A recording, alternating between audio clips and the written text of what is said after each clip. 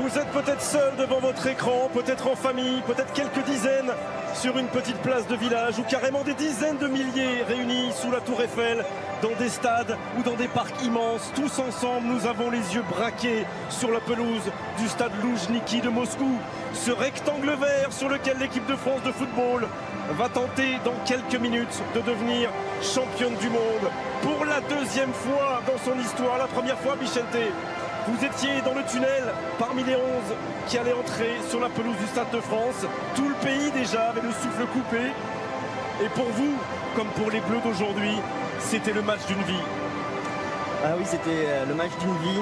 C'était un moment de tension terrible. Et notamment ce moment-là où les joueurs vont s'approcher du tunnel, vont quitter les vestiaires, s'approcher du tunnel. Avec voilà, l'espoir que cette finale se passe bien, avec l'envie de ramener cette deuxième étoile à la France. Beaucoup de pression, beaucoup de tension, et en même temps un sélectionneur qui a vécu ça avec nous et qui sait comment ça se passe. Et on espère bien entendu qu'il saura transmettre ce message. Il a fait tellement bien depuis le début de le parcours de l'équipe de France. Et voilà Philippe Lahm, le capitaine de l'Allemagne, championne du monde il y a 4 ans, qui apporte ce trophée.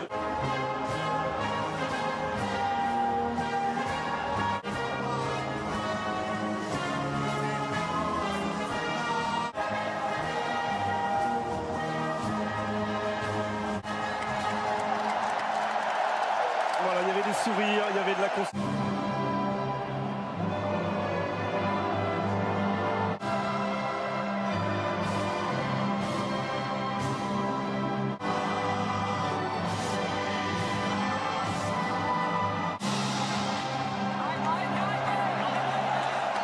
C'est le plus beau du coup d'envoi de cette finale de la Coupe du Monde.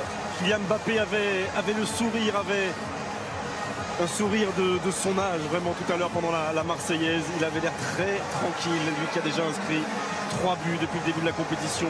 Est-ce le jour de Mbappé? Est-ce le jour des Bleus? On va le savoir assez vite.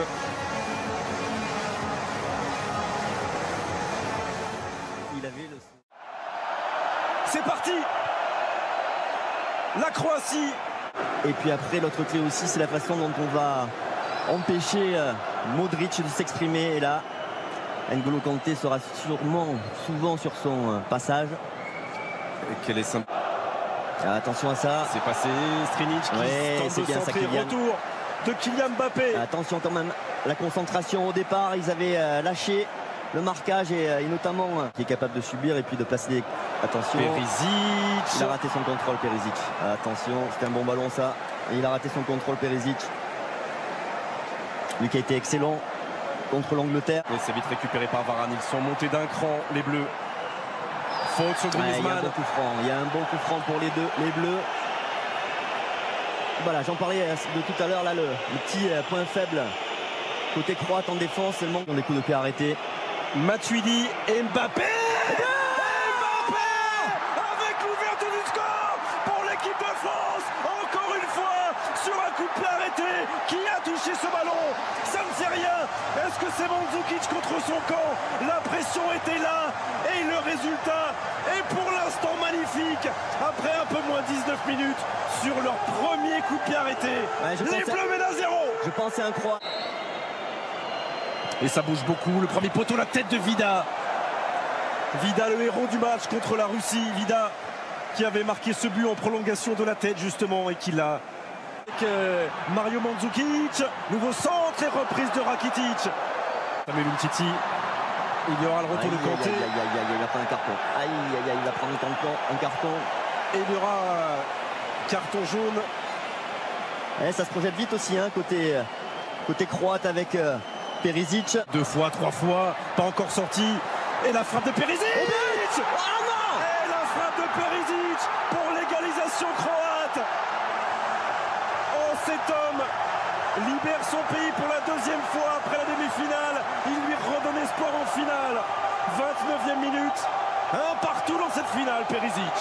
On a mal joué le coup là sur ce coup de pied arrêté sur un ballon qui semblait être mal joué. De qualité et Modric le touche, nouveau centre. Ça ce sera tranquillement pour Un peu perturbé. Un peu perturbé. Premier poteau, Samuel Umtiti. Oh, il demande une main, ouais. Il demande une main, les Français, ils demandent une main. Regardez Blaise Matuidi, a-t-elle eu lieu cette main? En tout cas, si elle a eu lieu, il est possible que l'arbitrage vidéo intervienne dans cette surface de réparation croate.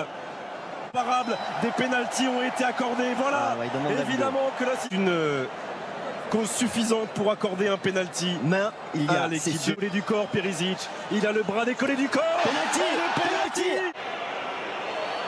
38e minute. Et Antoine Griezmann qui ne laisse aucune chance à Daniel Subasic. Les Bleus mènent 2-1. Et on respire à nouveau. Quelle finale! Quelle finale! Ouais, quel sang-froid aussi de la part d'Antoine Griezmann qui en avait mis 2 déjà avec l'équipe de France. Mais là, c'est la finale. Une pression énorme. Et il prend Subasic à contre-pied. Les Croates, le débordement de Perisic. Attention! Car Et en 2 temps, Pavard. Et la frappe de Dejan Lovren. Ce sera un corner. On n'arrive pas à dégager correctement là sur le coup tous les coups de pied à arrêter croate. Ce ballon qui reste dans la surface. Contre 11. Il faut tenir. Vida. Encore Olivier Giroud et Vida juste dans son dos. C'est Vida qui la dévie sur chaque coup de pied arrêté. Ils sont extrêmement dangereux les Croates là. Varane. Et le coup de sifflet de Monsieur Pitana. Les Bleus mènent 2-1 à l'issue de 45 premières minutes totalement étouffantes. Mandzukic contre son camp. L'égalisation de Perisic et le pénalty réussi par Antoine Griezmann. Beaucoup de problèmes en espérant que ces problèmes, les mots de Deschamps, bien, mais Verzalco est déjà parti pour centrer ce ballon. Instant derrière lui, il a Griezmann qui va frapper directement sur Subasic. Il peut continuer avec Rebic. C'était cadré. Et la main ferme d'Hugo Lloris pour répondre à Ante Rebic. Oh, la parade encore d'Hugo Lloris là sur la frappe pied gauche. Et ce bon ballon de Rakitic, la frappe croix. Oui, avec Vida, il est passé Mbappé. Et face à lui Subasic qui sort ce ballon. Voilà, il est là le danger, il faut arriver à l'alimenter, il n'y a que comme ça qu'on va leur mettre le doute. Oula, il y a un petit problème sur le terrain là. Rakitic. Et toujours il va chercher le pousser. Il a touché Hugo.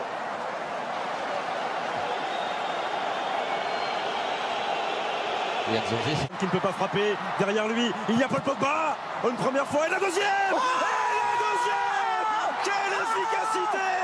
Quelle efficacité. Paul Pogba avec l'accélération de Mbappé, la gestion intelligente de Griezmann et la frappe du pied gauche de la pioche. 3.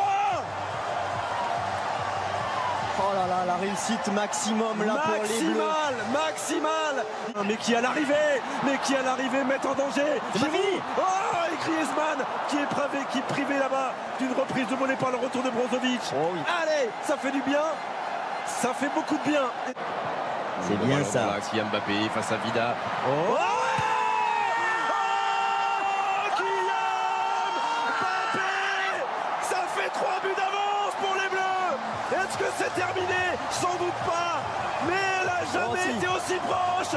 Cette deuxième étoile, 65e minute. L'équipe de France mène 4-1. Et on Umtiti. Non, mais non.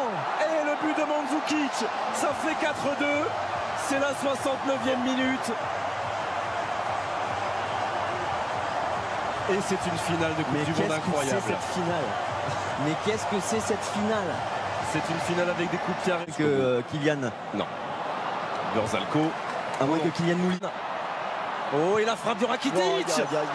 Elle a été touchée. Non, ce sera finalement une sortie de but indiquée par Monsieur Pitana.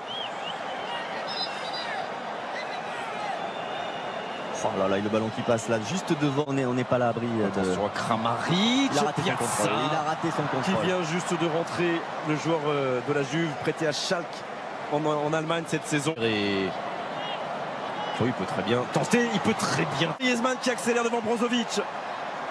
Bien sûr qu'il y a une grosse faute, de son coéquipier de l'Atlético de Madrid. Il est précieux, Antoine Griezmann. Chimé Verzalco. Il est précieux parce que là, évidemment, on va gagner un petit. Et il y a un bon ballon ça.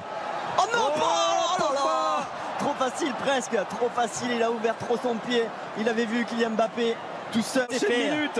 C'est fait. C'est fait, les Bleus sont champions du monde. Les Bleus sont champions du monde pour la deuxième fois dans l'histoire du football français. Emmanuel Macron peut embrasser la présidente de la Croatie. Ils ont été valeureux, ces Croates. Mais Deschamps est au sommet du ciel. Et les Bleus aussi. Hugo, Benjamin, Raphaël, Samuel, Paul, Antoine, Olivier, Kylian, Golo, Blaise, Lucas, Steve, Alphonse, Presnel, Adil, Djibril, Benjamin, Thomas, Corentin, Steven, Ousmane, Nabil et Florian. Ils sont champions du monde. Ah, c'est merveilleux, c'est exceptionnel, ils s'en rendent pas compte. C'est fait, les Bleus sont champions du monde. Les Bleus sont champions du monde.